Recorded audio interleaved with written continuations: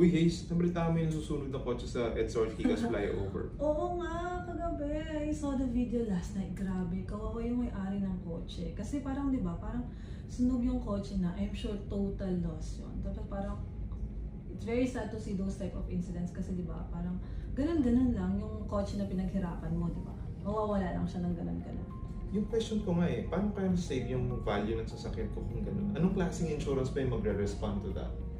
Well, actually, as a car owner, I think really basic talaga that you should get a comprehensive motor insurance kasi parang diba, it will really cover lahat ng mga ganang instances, own damage, acts of nature, and those likes para maprotektahan yung car mo. So yung acts of nature, kagaya nyo sa naiya, Yeah. diba? So kahit yung sunog galing sa labas, Yes, nadamay ka lang, covered yun. Yes, correct, Eman. Covered yun. Kaya parang, diba, better talaga to get that insurance. Well, actually, diba, parang ang premium niya is just less than 2%.